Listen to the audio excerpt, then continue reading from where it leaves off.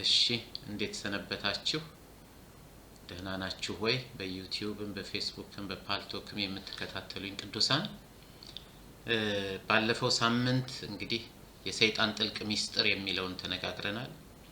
የሰይጣን ጥልቅ ሚስጥር የተባለው እንደ እግዚአብሔር ፈቃድ ለመኖር ሰይጣንን ድል ለመንሳት መጀመሪያ የሰይጣንን ነገር በጥልቀት መረዳት ያስፈልጋል። ስለዚህ ኃጢያትን መስራት ተገቢ ነው ብላ ኤልዛቤል ታስተምር እንደነበረና የሰይጣንን ጥልቅ ሚስጥር ለመረዳት ጠልቀን በእሱ አስተሳሰብ ውስጥ መግባት አለብን። ስለዚህ ኃጢያትን መለማመድ አስፈላጊ ነው ያለች ልክ እንደ ጥሩ መንፈሳዊ ትምህርት ያስተማረች ብዙዎች እንዳሳተች አሳይቻችሁ ነበር።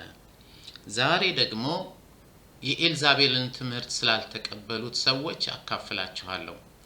የዛሬውን ትምህርት ስለዚህ በቲያጥሮን የቀሩት ቅሬታዎች ብለን ልንይዘው እንችላለን። ምክንያቱም አብዛኛው ሰው የኤልዛቤል ትምህርት ተከታይ የኑሮ ዘይቤዋን ተከታይ ሆኖ ከእግዚአብሔር ርቆ ስለነበረ አሁን ግን የቀሩትን ጥቂት ሰዎች ጌታ መናገር ሲጀምር ቅሬታዎች ይላቸዋል እና ሆይሎፖይ ማለት በግሪክኛ ቅሬታዎች ነው። እዚህ ላይ ግን የሚለው ለቀሩት ነውና የሚለው እስቲ ጠለቅ ብለን እናየዋለን። ጌታ እንዲያስተምረን ቃሉን ካነበብኩ በኋላ ጸልየን እንጀምራለን። እንደዚህ ይላል። እንትኑን ላንብበው፣ ቁጥር 24ን ብቻ ላንብበው እንዳይበዛ። ትምህርቷን ማለት የኤልዛቤልን ማለት ነው። ትምህርቷን ላልተከተላችሁና የሰይጣንም ጥልቅ ሚስጥር ነው የሚባለውን ላልተቀበላችሁት በቲያጥሮን ለቀራችሁት ሆይሎፖይ ቅሬታዎች ይልና በቲያጥሮን ለቀራችሁት ለእናንተ ግን ይህን እላለሁ፣ በእናንተ ላይ ተጨማሪ ሸክም አልጭንባችሁም። ሸክም አለባቸው ማለት ነው። ሌላ ተጨማሪ አልጨምርም ነው እያለ ያለው። ከዛ በኋላ በጣም አስገራሚ ነው። ብቻ እኔ እስክመጣ ድረስ ያላችሁን አጥብቃችሁ ያዙ። ያን ያዙ እንጂ ሌላ ነገር አልጨምርም። ስለዚህ አሁን ፈታተን በደንብ እናየዋለን። ጌታ ሆይ እናመሰግንሃለን። ክብርና ምስጋና ከዘላለም እስከ ዘላለም በሰማይም በምድርም ለአንተ ለአምላካችን ብቻ ይሁን። እግዚአብሔር አምላካችን ሆይ እንዳንተ ያለ አስተማሪ የለም። ቃልህን አብራልን፣ ግለጥልን። ጌታ ሆይ አንተ ራእዩን በላክ ጊዜ ጌታ ኢየሱስ ክርስቶስ ሆይ ባሪያዎችህ ይሄን ራእይ እንዲያዩ ነውና እኛም የምናየው ያህል ይሄን ራእይ መረዳት እንድንችል ጸጋህን አብዛልን፣ አስተምረን። በትምህርት ውስጥ ተግሳጽ፣ በትምህርት ውስጥ ማበረታቻ ቃል፣ በትምህርት ውስጥ አንተ እንደፈቀድክ ጌታ ሆይ ብዙ ሚስጥር አለና አንተ ግለጥልን፣ አስተምረን። ስለምታስተምረን እናመሰግንሃለን። ቀሪው ጊዜያችን ሁሉ የተባረከ ይሁን። የቃልህን ፍቺ አብራልን ጌታ ሆይ። ቃልህን ግን ሊለቅም ከቅዱሳን ልብ ሊያወጣ ህዝብህን ሊያደክም የሚመጣ ማናቸውንም አይነት ክፉ አሰራር በኢየሱስ ክርስቶስ ስም እንቃወመዋለን። እግዚአብሔር ይገስጽህ ክፉ መንፈስ። በየትኛውም ዓለም ያሉ ተዘርተው የሚኖሩ ብዙ ኢትዮጵያውያን ቃልህን ከዚህ የሚሰሙ ቃልህ እንዳይወሰድባቸው ጌታ ሆይ ቃሉን ሊለቅም የሚመጣውን ክፉን በኢየሱስ ስም ስራውን እናፈርሳለን። ስለ ሁሉም ተመስገን በጌታ በኢየሱስ ክርስቶስ ስም አሜን፣ አሜን፣ አሜን። ሃሌሉያ። እንግዲህ የሰይጣን ጥልቅ ሚስጥር ነው የሚባለውን ነው የሚላቸው። ላልተቀበላችሁ በቲያጥሮን ለቀራችሁ ነው የሚላቸው። የሰይጣን ጥልቅ ሚስጥር ነው የሚባለውን ላልተቀበላችሁ። ምክንያቱም የሰይጣንን ጥልቅ ሚስጥር ማናት የምታስተምረው? ኤልዛቤል። ስለዚህ ትምህርቷን ላልተከተላችሁና የሰይጣንን ጥልቅ ሚስጥር ነው የሚባለውን ላልተቀበላችሁ። ይገርማል። ትምህርቷን አልተከተሉም። የሰይጣን ጥልቅ ሚስጥር ነው የምትለውን ደግሞ እዚህ ላይ እንደምናነበው አልተቀበሉም። ትምህርቷን አይከተሉም፣ ስርዓቷንም አይቀበሉም ኤልዛቤል ያመጣችውን። ስለዚህ ምን ይላቸዋል ጌታ? ለእናንተ ለቀራችሁት መልእክት አለኝ። የኤልዛቤል ትምህርት ተከታዮች የእግዚአብሔርን ዕውቀትና በክርስትና ያገኘነውን ጸጋ ለመረዳት የሚፈልግ ሰው አስቀድሞ የኤልዛቤልን የእርሷን ትምህርት ተቀብሎ የሰይጣንን ጥልቅ ምስጢር ነው የተባለውን ለማወቅ ራሱን አሳልፎ መስጠት አለበት እያሉ ኃጢአትን ሲለማመዱ ትክክለኛው መንገድ ይሄ ነው እያሉ ሲመሰክሩ እነዚህ የተቀሩት ቅሬታዎች ግን እነርሱ የሚሉትን ግን ያልተቀበሉና የኤልዛቤልን ትምህርት የማይከተሉ አማኞች በቤተክርስቲያኗ በዚያው በቲያጥሮን ቤተክርስቲያን ውስጥ እንደነበሩ ከዚህ እንረዳለን። ነበሩ። ማናቸውም ክፉ ትምህርት የሚያመጣን ሰው የማይከተሉ የስህተት ትምህርት እንዳንከተል ጌታ ደጋግሞ ተናግሯል። ሐዋርያት ደጋግሞ ተናግረዋል። ጌታ ግን የሚያያቸው የሐሰትን ትምህርት አንቀበልም ብለው እስከ መጎዳት የሚደርሱ ሰዎች እንደነበሩ አይቷል። በእኛም ዘመን ያያል። ብዙሃኑ የቲያጥሮን ቤተክርስቲያን ሰዎች የኤልዛቤልን ትምህርት ተከታዮች የነበሩ በመሆናቸው ምክንያት የእርሷን ትምህርት ያልተቀበሉ በቁጥራቸው ጥቂቶች ስለነበሩ ነው ጌታ ቅሬታዎች እንደሆኑ አሁን ቀደም እንዳልኳችሁ በግሪክኛው ሆይሎፖይ በጣም ቅሬታዎች እንደሆኑ ጌታ የሚናገረው። አብዛኛው የኤልዛቤል ትምህርት ተከታይ ነው። ጉድ እያለ ነው። እቺ ሴት ያመጣችውን ትምህርት ግን አንቀበልም የሚሉ ጥቂት ሰዎች ነበሩና ጌታ በእነሱ ደስ ብሎታል። የሚጠቀሙት ንግዳቸውን የሚያጣጡፉት ስራቸውን የሚሰሩት የኤልዛቤልን ትምህርት ቢከተሉ ነበር። ምድራዊ ነው፣ ጠፊ ነው፣ እንደ እግዚአብሔር ፈቃድ አይደለም። ግን ያን ቢያደርጉ በህብረት ስራ ማህበሩ ውስጥ ታቅፈው ስራቸውን የመሸጥ የሌላውንም የመግዛት ሙሉ ነፃነት ይኖራቸው ነበር። እነሱ ግን ከጉዳቱ ጋር በቃ ይቅርብን ያሉ ሰዎች ናቸው። ይቅርብን። በዚህም ዘመን በመባረክ ስም የገባ ብዙ አይነት ትምህርት ወደ ቤተክርስቲያን አለ። የቲያጥሮን ቅዱሳን ቢሆኑ ግን ያን ምንድነው የሚሉት? ነው እንደ እግዚአብሔር ፈቃድ ላልሆነ ትምህርት ቦታ የለንም። እቺ ኤልዛቤል በዚህ እንደምታደርገው በብሉይ ኪዳን ዘመን በነበረችው ኤልዛቤል ደግሞ በእርሷ አማካኝነት የጣዖት አምልኮ በእስራኤል ህዝብ መካከል ሲሰራጭ ሳለ እስራኤላውያን ሁሉ በኤልዛቤል ትምህርት ሲመረዙ ሳለ ነብዩ ኤልያስ ከኤልዛቤል ነቢያት ጋር እግዚአብሔር አምላክ ነው ብሎ እንደተወራረደ አንብበናል። ሆኖም ግን እግዚአብሔርን ከሚያመልኩት መካከል እርሱ ብቻውን የቀረ እስኪመስለው ድረስ ተስፋ ቆርጦ ነበር ኤልያስ። ስለዚህም እግዚአብሔር ነው አንተ ማታቃቸው 7000 ሰዎች ቅሬታዎች አሉኝ ነው ያለው። አሁን ልክ በቲያጥሮን ቅሬታዎች እንዳሉት እግዚአብሔርም 7000 ቅሬታዎች እንዳሉት ነው ለኤልያስ የነገረው። ይሄንም በአንደኛ ነገሥት 19 ልታገኙት ትችላላችሁ። ቁጥር 10 ቁጥር 14 ቁጥር 18 ላይ እዛ ላይ ተጽፎ እንደምናነበው ጉልበታቸውን ለበዓል ያላንበረከኩ ሰዎች ነበሩ ማለት ለጣዖት የተሰዋውን ያልበሉ እንደዚሁም ያልሰሰኑ በእስራኤል ዘንድ ነበሩ። ቅሬታዎች 7000 ሰዎች አሉኝ አለ ጌታ። ልክ እንደዚሁ እነዚህም አሁን በቲያጥሮን ያሉት ቅሬታዎች ትምህርቷን ያልተቀበሉና የሰይጣን ጥልቅ ምስጢር ነው የተባለውን ያልተከተሉ ቅሬታዎች በቲያጥሮን ቤተክርስቲያን ውስጥ ነበሩ። ጥቂቶችም ቢሆኑ ለጌታ ያለ ቅሬታ ራሱን አይተውም እያሉ ቅዱሳን ብዙ ጊዜ እንደሚያስተምሩን ለጌታ የወሰኑ ጌታን ለመከተል ምን ልበላችሁ የቆረጡ ዋጋ የሚከፍሉ የጌታ ደቀ መዛሙርትም በቤተክርስቲያኗ ነበሩ።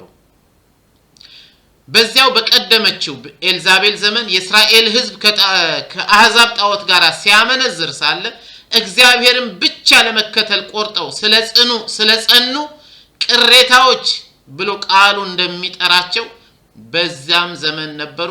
ይገርማችኋል፣ በአሁኑም በእኛ ዘመን አሉ። ብዙ የትምህርት ንፋስ መጥቷል። ብዙዎችን አስቷል። ለጥቅም፣ ለዝና፣ ለክብር፣ ለምቾት ወንጌል የሚሰበክበት በብዛት በዚህ ዘመን ነው። ብዙ ጊዜ ላለው አንደኛ ጢሞቴዎስ ምዕራፍ 6 ከቁጥር 3 እስከ 10 ያለው ሐዋርያው ቅዱስ ጳውሎስ ፕሮስፔሪቲ ጎስፕል ተከታዮች ጋር ያደረገው ምን ልበላችሁ ሙግት ማንበብ ትችላላችሁ።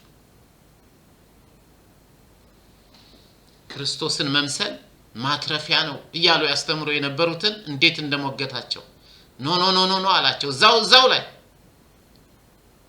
ገንዘብን መውደድ የኃጢአት ሁሉ ስር ነው ያላቸው ለዚህ ነው። እነሱ ግን እግዚአብሔርን መምሰል ማትረፊያ ነው እያሉ ያስተምሩ ስለነበር ስለዚህ ሐዋርያው ቅዱስ ጳውሎስ ሮሜ ምዕራፍ 11 ላይ እንደዚህ ይላል። ቁጥር 2 እና 5 ላንብብላችሁ ወይም ከቁጥር 2 እስከ 5 ያለው ሙሉን ላንብብላችሁ። እንደዚህ ይላል እግዚአብሔር አስቀድሞ ያወቃቸውን ሕዝብ አልጣላቸውም። ስለ እስራኤል ነው የሚናገረው። ኤልያስ በእስራኤል ላይ ክስ ወደ እግዚአብሔር እንዴት እንዳቀረበ መጽሐፍም ስለ እርሱ ምን እንደሚል አታውቁምን ይልና ቁጥር 3 ላይ ጌታ ሆይ ነቢያትህን ገድለዋል፣ መሰዊያዎችህንም አፍርሰዋል፣ እኔም ብቻዬን ቀረሁ፣ ሊገድሉኝ ይፈልጋሉ።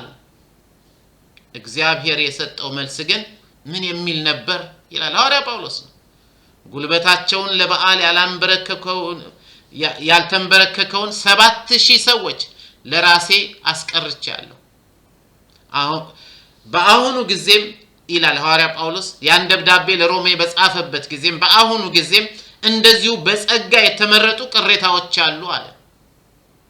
እኔ ደግሞ ያሬድ እላችኋለሁ ከእግዚአብሔር ቃል እውነት ተነስቼ በዚህም ዘመን በጣም የሐሰተኛ ትምህርት አስተማሪዎች በበዙበት ዘመን እግዚአብሔር ለራሱ የለያቸውና ያስቀራቸው አገልጋዮች እውነተኛ የጌታ ኢየሱስ ክርስቶስ ደቀ መዛሙርቶች አሉ።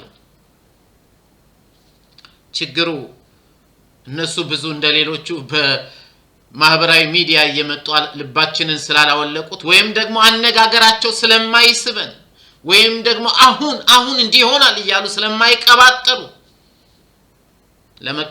ለመከተል ተቸግረን ነው እንጂ እግዚአብሔር አምላክ በየትኛውም ዘመን ቅሬታዎች አሉት። እውነትን የሚያስተምሩ እውነትን የሚያውቁ በእውነት መሰረት የሚኖሩ በእውነት መሰረት ደግሞ ሌሎችን የሚያገለግሉ በዚህም ዘመን ቅሬታዎች አሉ። ስለዚህ ሐዋርያ ጳውሎስ አሁን እንዳነበብ ነው በዘመኑ ስለነበሩት ቅሬታዎች ሲያስረዳ እግዚአብሔር አምላክ እንዴት ቅሬታዎችን ለራሱ እንደሚያስቀር እያስረዳቸው ነው። ይህን ስናነብ ግን የቲያጥሮን ቤተክርስቲያን ምእመናን አንድነታቸው ችግር ላይ ወድቆ እንደነበረና አብረው ሆነው ሳለ መከፋፈል እንደደረሰባቸው ከዚህ ጽሑፍ መረዳት እንችላለን። የኤልዛቤል ተከታዮች እንደዚሁም ደግሞ የኤልዛቤልን ትምህርት እምቢ ያሉ የጌታ ተከታዮች ይህ በቲያጥሮን ቤተክርስቲያን የነበረ መለያየት አንዳንድ የታሪክ መጽሐፍ እንደሚናገረው እኔ በዶክተር ጌርሃርድ ማየር መጽሐፍ ላይ እንዳነበብኩት ይህ በቲያጥሮን መካከል በኤልዛቤል ትምህርት ምክንያትና እሷን አንቀበልም ባሉት ሰዎች ምክንያት የተፈጠረው መለያየት ቤተሰብን ሳይቀር ያለያየ ነበር ይላል። በቲያጥሮን ቤተክርስቲያን የነበረው መለያየት ቤተሰብ እንኳን ሳይቀር ያለያየ ነበር በማለት ታሪክን አጣቅሰው ዶክተር ጌርሃርድ ማየር ጽፈዋል። እኔ ማንበብያለሁ። ጌታ ኢየሱስ ክርስቶስም ለነዚህ ቅሬታዎች መልእክት አለው።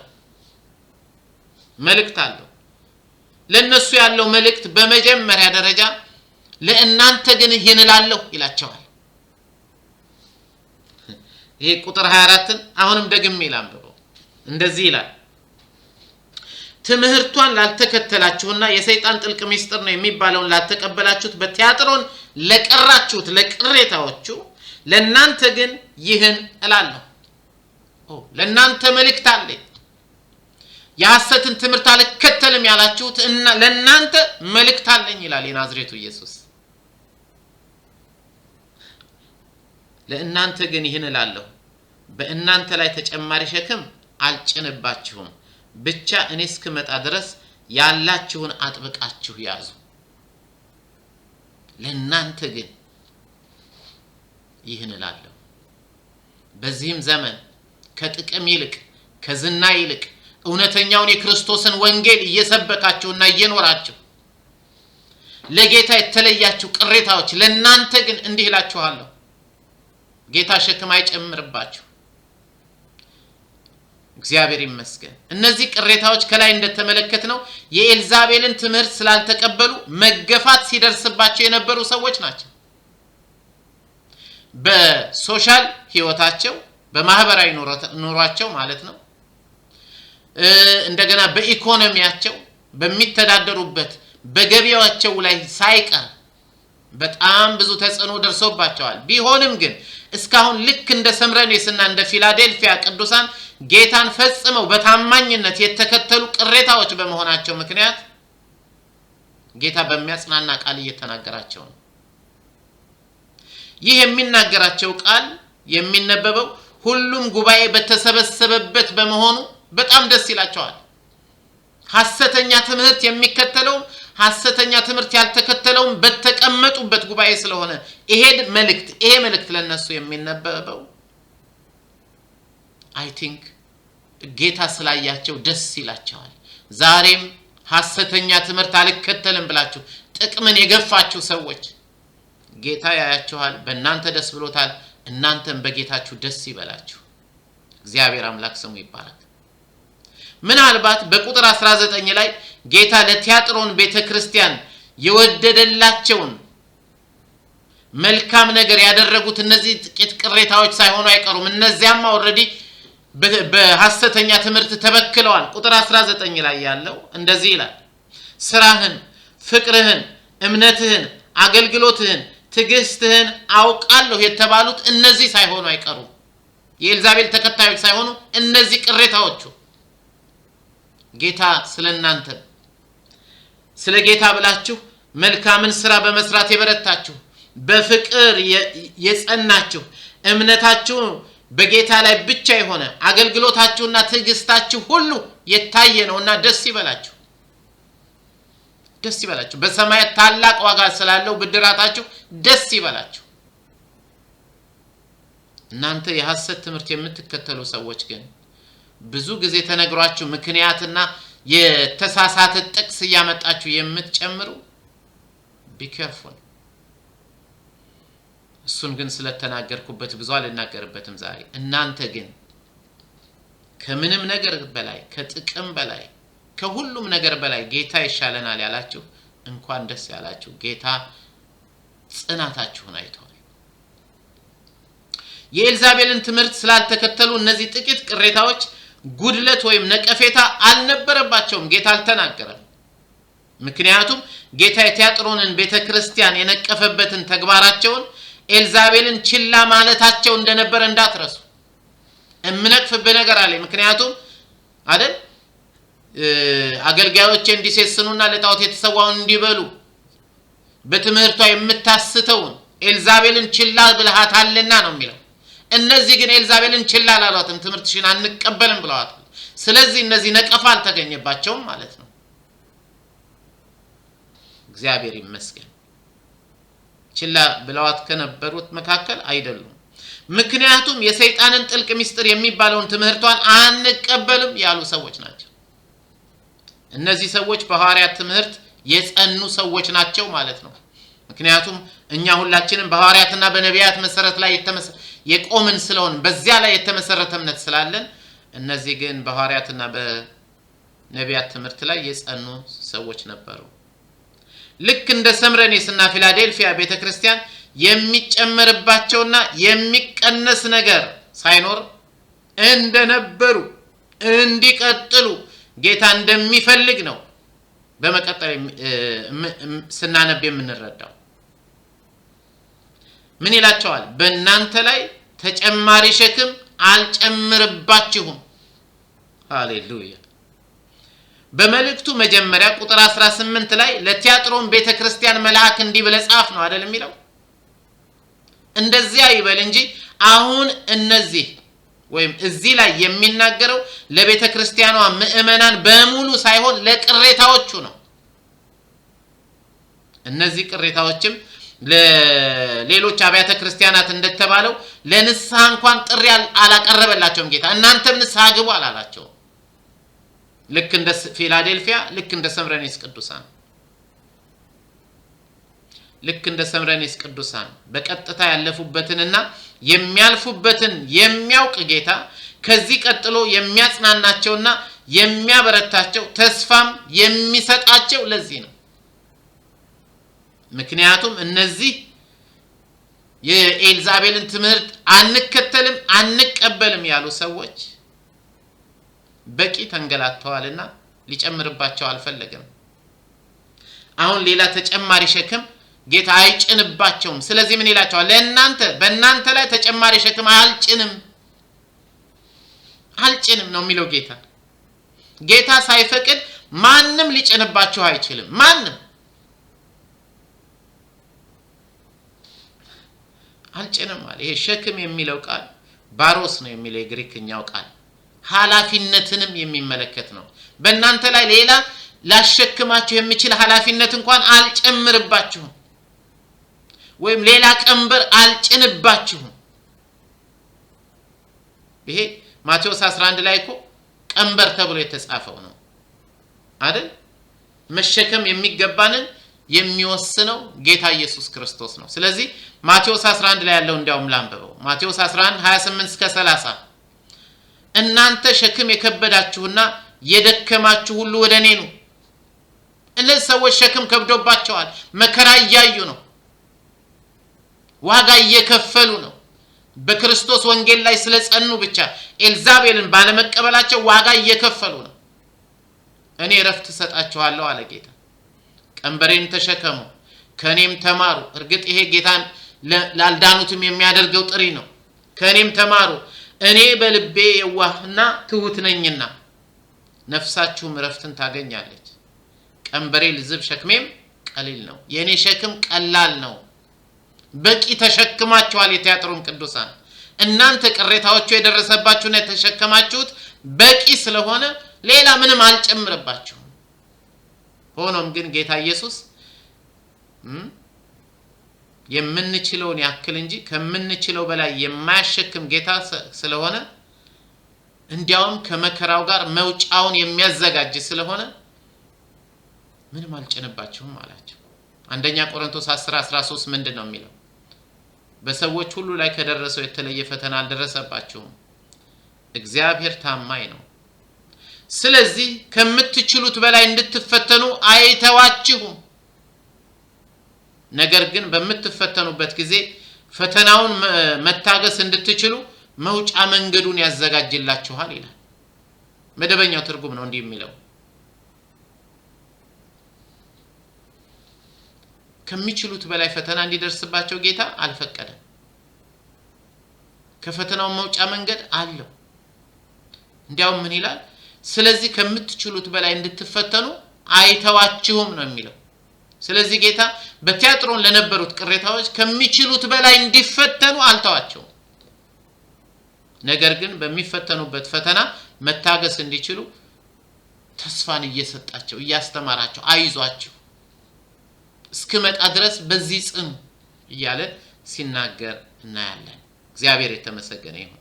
በእኛም ዘመን እንደዚሁ ነው። ቅዱሳን ከምትችሉት በላይ ትፈተኑ ዘንድ ጌታ አይፈልግም። ስለ ወንጌል ዋጋ የምትከፍሉ ሰዎች ከዚያ በላይ እንድትፈተኑ ከዚያ በላይ ዋጋ እንድትከፍሉ ጌታ አይፈልግም። ዛሬ በፈተና ውስጥ ያለፋችሁ ያላችሁ በወንጌል በመጽናታችሁ የሐሰትን ትምህርት ባለመቀበላችሁ ጌታ እንዲህ ይላችኋል፣ ከምትችሉት በላይ ተፈተኑ ዘንድ ስለማልፈልግ ሌላ ሸክም አልጭንባችሁም።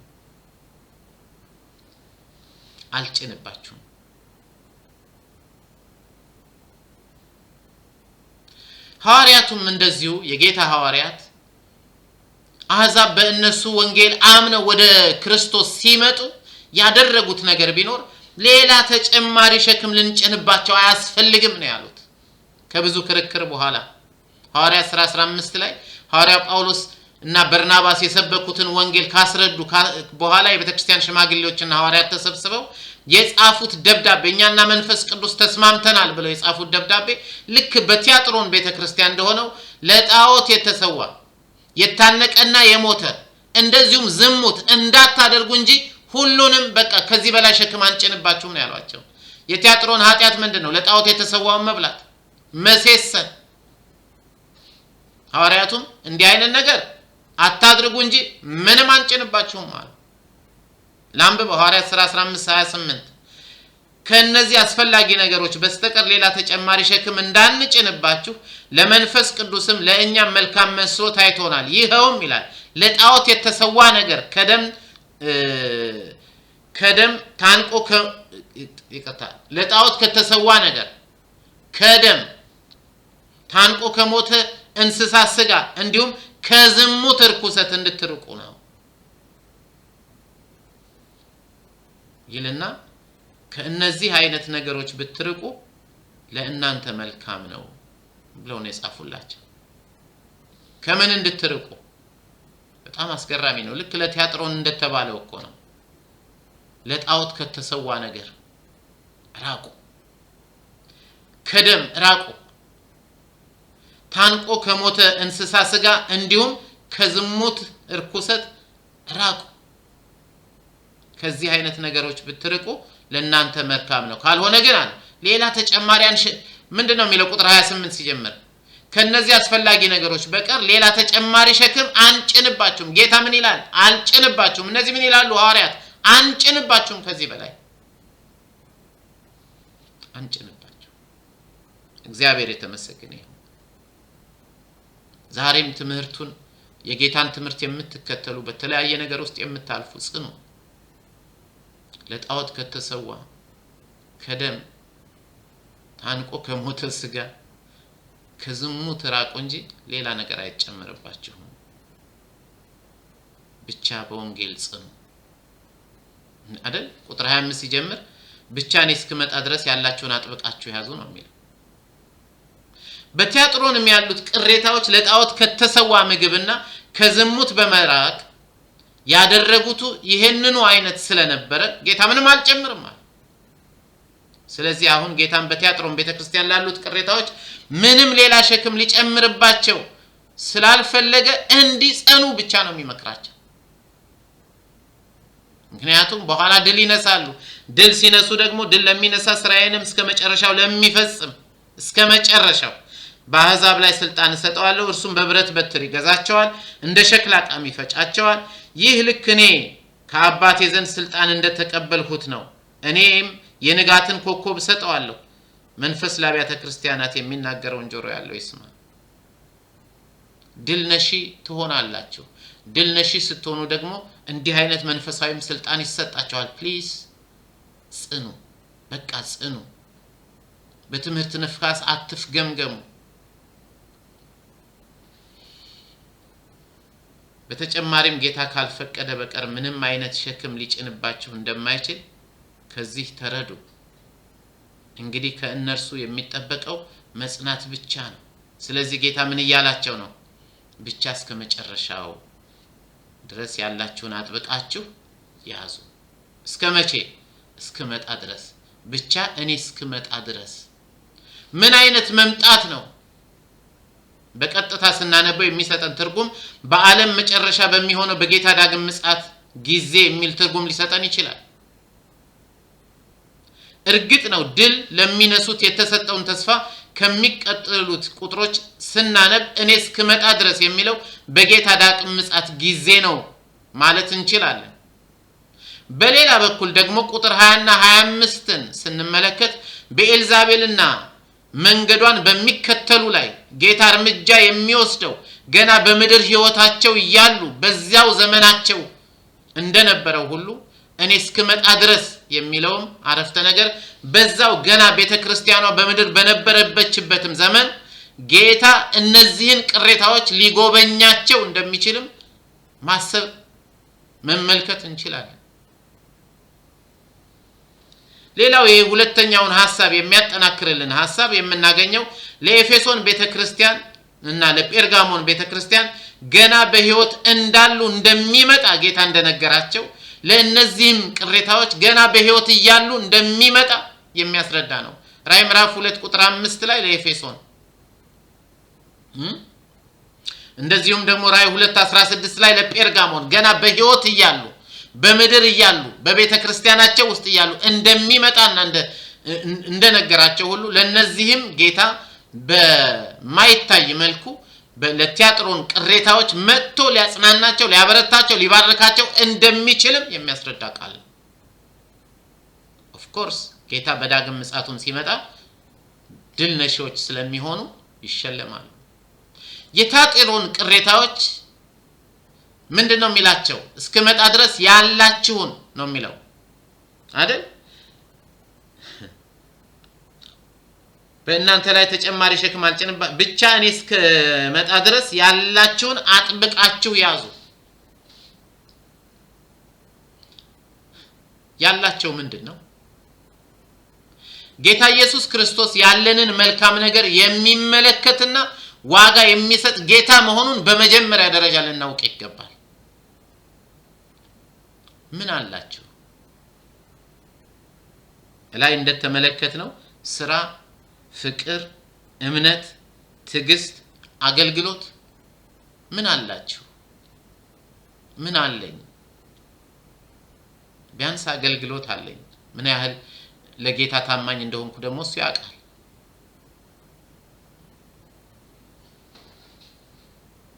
ይህ ያላችሁን የሚለው ምን ማለት ነው? ራእይ 2:6 ላይ ነገር ግን ይህ በጎ ነገር አለ አላቸው ጌታ ለኤፌሶን ቤተክርስቲያን። ምን አለ?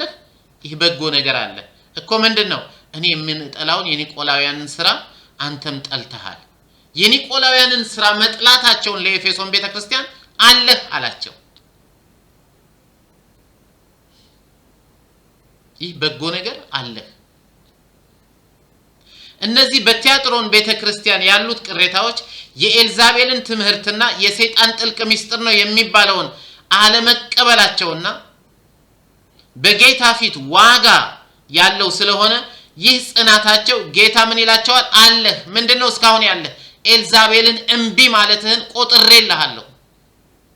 ይሃለ ያለ ያረጋግጥላቸው።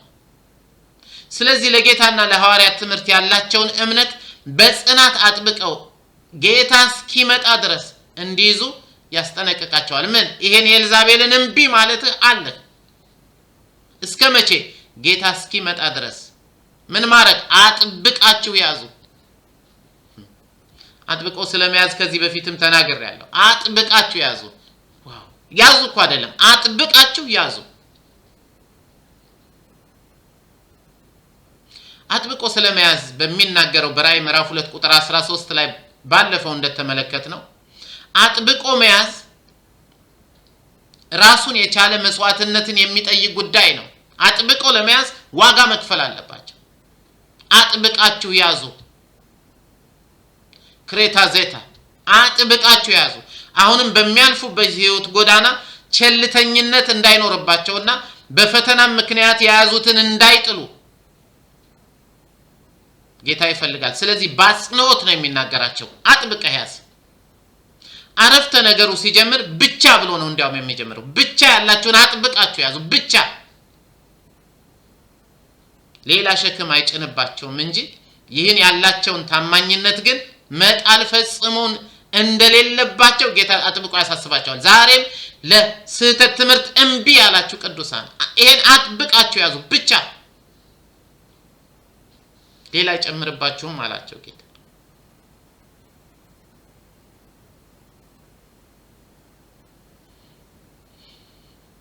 ከላይ እንግዲህ እንዳየነው ሌላ ሸክም ያልተጨመረባቸው አጥብቀው የያዙት ነገር ስላለ ነው።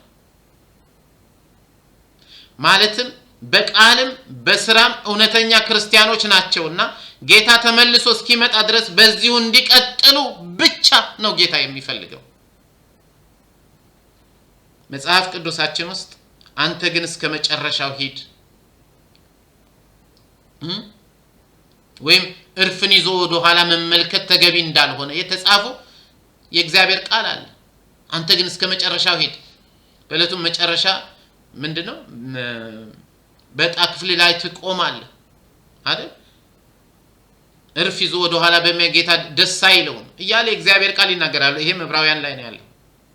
እንደዚህ የሚሉት አረፍተ ነገሮችን ስናነብ ምንድነው የሚገባን ቢባል ጽና፣ እርፍ ይዞ ወደ ኋላ አትይ፣ እስከመጨረሻው ሂድ፣ አትቁም። ምንድነው? ጽና። ጽና እያላቸው ነው ጌታ። ዕብራውያን 10 ላይ ነው ያለው። ላንብበው። ዕብራውያን 10 ቁጥር 23 እንደገና ከ35 እስከ 39 ላንብብላችሁ። የተስፋን ቃል የሰጠን ታማኝ ስለሆነ አምነን የምንናገርለትን ተስፋ አጥብቀን እንያዝ። አምነን የምንናገርለትን ተስፋ አጥብቀን። አምናችሁ የምትናገሩለት ተስፋ ምንድነው? የጌታ ኢየሱስ ክርስቶስ ዳግም ምጽአት፣ የዘላለም ሕይወት አይደል? አጥብቀን እንያዝ። የተሰጠን ቃል ይቅርታይን ለምን እንደሆነ ይርገበገባል። የተስፋን ቃል የሰጠን ታማኝ ስለሆነ አምነን የምንናገርለትን ተስፋ አጥብቀን እንያዝ። ቁጥር 35 ስለዚህ ታላቅ ዋጋ ያለውን መታመናችሁን አትጣሉ፣ የእግዚአብሔርን ፈቃድ ፈጽማችሁ የተስፋውን ቃል እንድትቀበሉ ጸንታችሁ መቆም ያስፈልጋችኋል ነው የሚለው ቃል። ምክንያቱም ከጥቂት ጊዜ በኋላ በተለይኛ አሁን በዚህ ዘመን ያለን ሰዎች ካመንበት ጊዜ ይልቅ መዳናችን ቅርብ ስለሆነ ከጥቂት ጊዜ በኋላ የሚመጣው እርሱ ይመጣል፣ አይዘገይም። ማን? ጌታ። እናስ ጻድቅ ግን በእምነት ይኖራል። ወደ ኋላ ቢያፈገፍግ ነፍሴ በእርሱ ደስ አይላትም፣ በእርሱ ደስ አትሰኝም ነው እንደውም የሚለው ቃል። don't look back፣ ወደ ኋላ አትይ።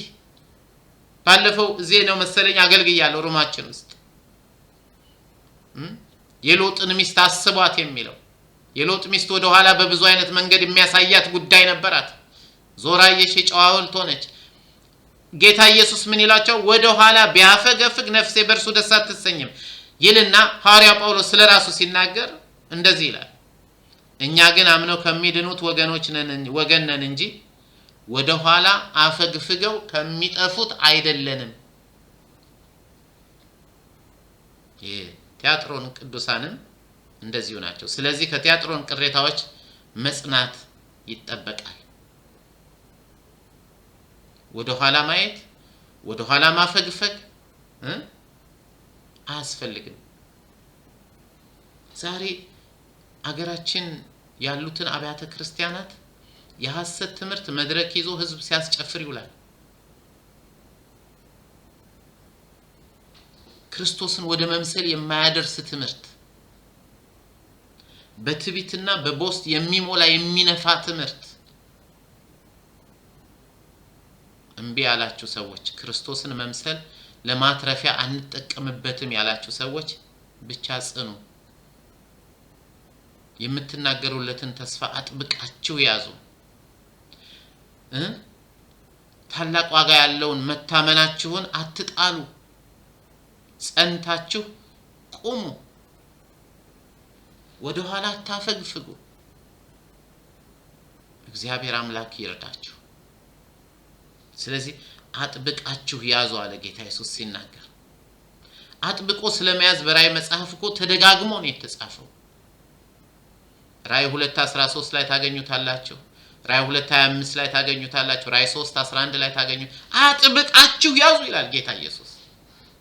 እንዲያውም የዛሬውን አርዕስ የቲያጥሮን ቅሬታዎች ጽናት ማለትም እንችላለን። አጥብቀው ስለመያዛቸው። አጥብቆ መያዝ አንዳንዴ ወግ አጥባቂነት ሊመስለን ይችል ይሆናል። ደግሞም ነው።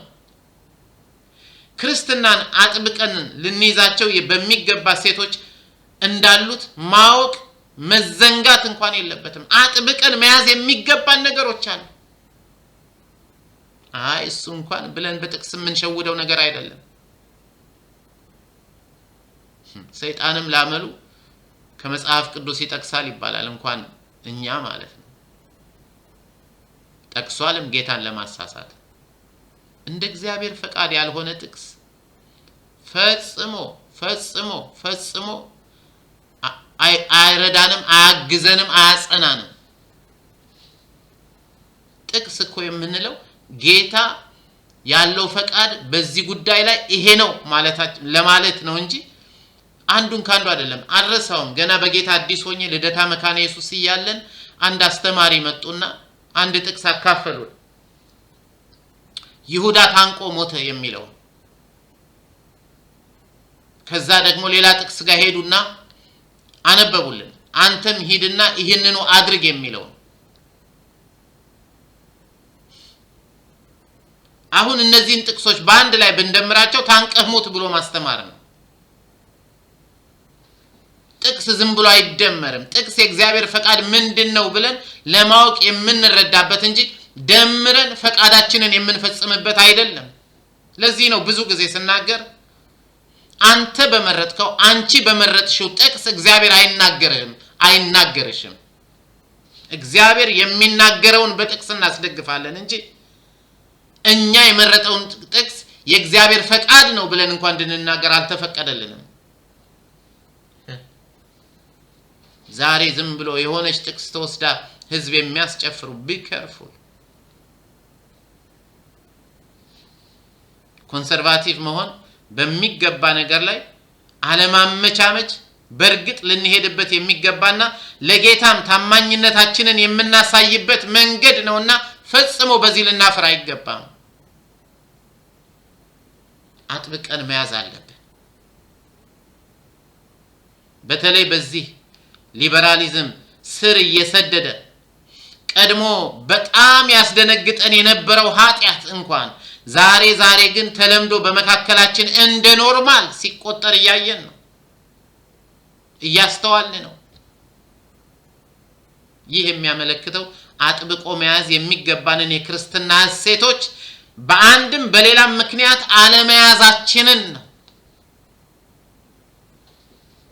በዚህም ምክንያት ነው በቤተ ክርስቲያን ውስጥ እንደ ፍቺ አይነት ነገሮች፣ ሰዶማዊነት አይደል፣ ስስት፣ አለመታዘዝ አንደኛ ጢሞቴዎስ ምዕራፍ 4 ላይ ያሉት በሙሉ በእኛ ላይ እየታዩ የመጡት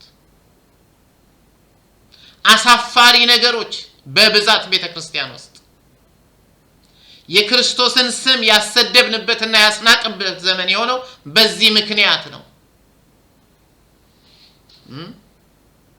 በእነዚህ ትክክለኛ የክርስትና ሴቶች ስላልቀጠልን ነው። ዓለምን ጨዋ ያደረገው ወንጌል ነው እያልኩ ብዙ ጊዜ ተናግሬያለሁ። ወንጌል ከመሰበኩ በፊት በግሪክና በሮም ስልጣኔ ኃጢአት እንደ ውሃ ይጠጣ ነበር። ወንጌል መጣና ህዝብን ለእግዚአብሔር ሲቀድስ ብዙ ነገሮች ነውር እንደሆኑ አሳየ። አሁን ግን ተመልሰን ወደዛ በእኛ በኢትዮጵያውያን ባህልና ቤተክርስቲያን ውስጥማ እጅግ የባሰ አሳፋሪ ነው።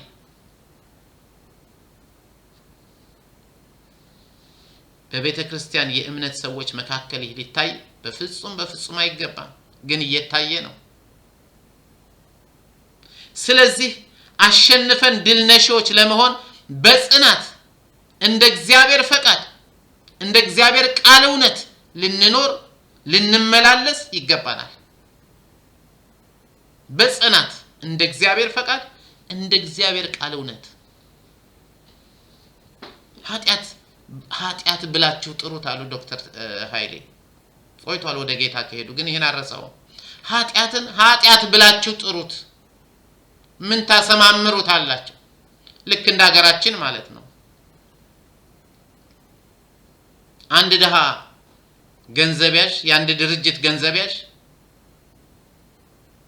100 ብር ቢጠፋበት ሰረቀ ተብሎ ፍርድ ቤት ይቀርባል። አንድ የትልቅ ካምፓኒ ባለቤት ወይንም አንድ የትልቅ ባንክ አስተዳዳሪ ግን ቢሊየን ብር ሲያጠፋ ጎደለበት ይባላል። የዛኛው ትንሽ ስለሆነ ደሃ ስለሆነ ሰረቀ፣ ለነዚህ ግን በቢሊየን ስለወሰዱት ግን አይ በአመቱ ቼክ ሲደረግ ጎደለበት። እንዴ ወገኖች ኃጢአትን ኃጢአት ብለን መጥራት የለብንም። ለኛ የምናሻሽልበት ስም መስጠት የለብንም። እኛ እኮ በጸጋው ምናምን ነው። ጸጋው እውነት ነው ተሰጥቶናል፣ ግን ኃጢአትን ቅዱስ አያረገውም። እርኩስን እኛን ነው እንጂ በኃጢአት ላይ ኃይል እንዲኖረን የሚረዳን የሰራነውን ኃጢአት እሱን ሬሽትፈርቲገን ይላሉ ጀርመኖች። ሬሽትፈርቲገን ማለት እሱን ለኛ ህጋዊ ያደርግልን። እንዴት ነው ሬሽትፈርቲገን ህጋዊ የሚለው ቃል? ወይም ደግሞ እንዴት መሰላችሁ? እሱን ለኛ ተቀባይ እንዲሆን አያደርግልንም። ይቅርታ እንግዲህ የጀርመን ቋንቋም ለምታውቁ ግን ይገባቸዋል። ስለዚህ በትምህርት ምክንያት ብዙ ሰው ያሳታችሁ ሰዎች be careful። እንደዚሁም የስተት ትምህርት ተከትላችሁ የነጎዳችሁ ከጽድቅና ከቅድስና የጎደላችሁ ሰዎች be careful። እናንተ ግን የሐሰትን ትምህርት አንሰማም እግዚአብሔርን እንከተላለን ያላችሁ የእግዚአብሔር ቅሬታዎች ጽኑ እስከ መጨረሻው ሄዱ። እርፉን ይዛችኋልና ወደ ኋላ አትመልከቱ፣ ወደ ኋላ አታፈግፍጉ፣ ጸንታችሁ ቁሙ፣ መታመናችሁን አትጣሉ። የምትናገሩለትን ተስፋ አጥብቃችሁ ያዙ። ይሄን ነው ጌታ ኢየሱስ የነገራቸው። እንግዲህ እናንተ ግን አላቸው። ደግሜ ላንብበውና ቁጥር 24ን ጸልየን እንጨርሳለን። በዚህም ዘመን please be careful። ለራሳቸው ጥቅም ወንጌልን አስመስለው የሚሰብኩ ግን ከወንጌል ጋር ምንም ግንኙነት የሌለው ህዝብን የሚያሰልፍ ትምህርት እንኳን የሚሰብኩ ብዙዎች ናቸው። ባለፈው ስለ ኒቆላውያን ትምህርት ስናገር ነግሬያቸዋለሁ። ኒቆላውያን ምን አለበት በሚል መሰረታዊ ቃል ኃጢአትን እየሰራ ሰው እንዲኖር ለኃጢአት አርነትን መስጠት ሊበሬቴሪያን የሚባል ትምህርት የሚያስተምሩ የነበሩ ናቸው።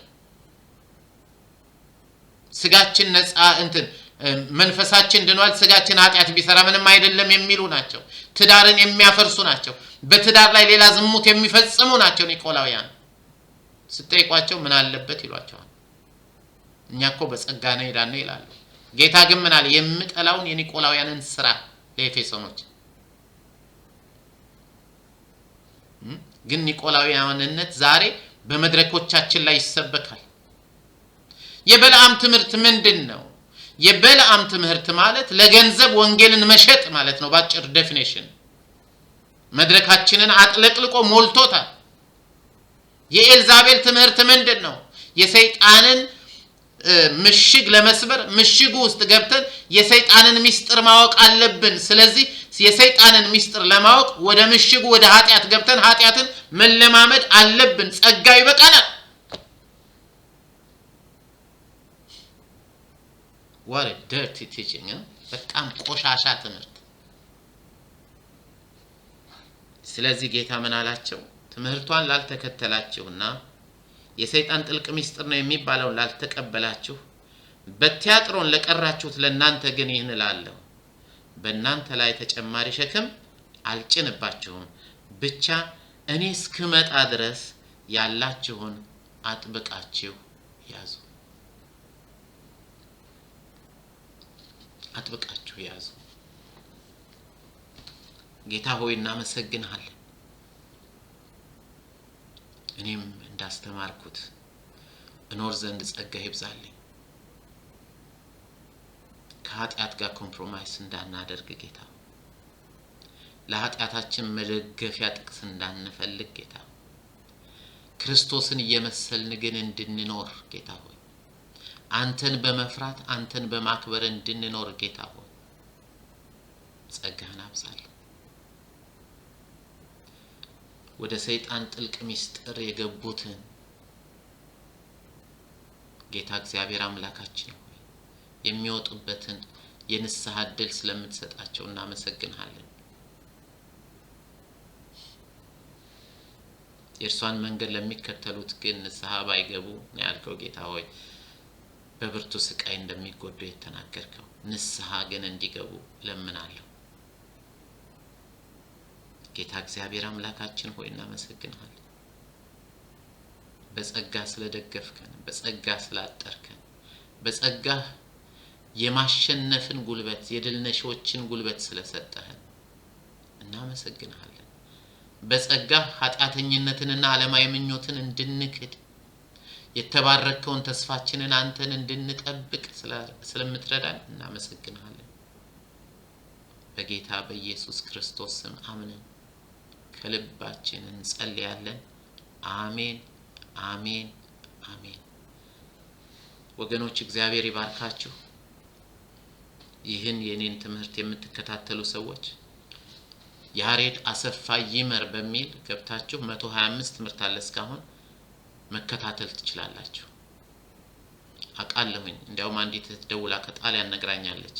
ከመጀመሪያው ጀምራ ይሆንና በቀን አንድ የኔን ትምህርት እንደምትሰማ ማለት እንግዲህ 125 ቀን ይወስድባታል ማለት ነው። ይሄ ራእይን ትምህርት ከቁጥር 4 ከምዕራፍ 4 ጀምሮ ግን ጠቅለል እያረኩ ነው እንጂ በአንዱ ጥቅስ 2 ቀን 3 ቀን አልወስድም። ስለዚህ ፕሊዝ ሰብስክራይብ አድርጉ፣ ለሌሎችም አካፍሏቸው፣ ሼር አድርጉት፣ ከወደዳችሁት ላይክ አድርጉት። ምክንያቱም የዩቲዩብ አልጎሪትም የእኔንም ትምህርት ለሌሎች እንዲያካፍለው። እንደዚሁም ደግሞ ኮሜንታችሁን ጻፉልኝ። ኮሜንት ለአስተማሪ በጣም ይጠቅመዋል። ከተባረካችሁበት እግዚአብሔር ይባርክህ፣ ተምሬበታለሁ፣ እንዲህ ያልከው ነገር ደግሞ ጥያቄ አለኝ ካላችሁም ጥያቄያችሁን በኮሜንት ሴክሽኑ ላይ ጻፉ። ይህን በማድረግ እኔን አግዙኝ። እግዚአብሔር አምላክ ይባርካችሁ፣ የጌታ ጸጋ ይብዛላችሁ። መልካም እና የተባረከ ጊዜ ይሁን። ቻው።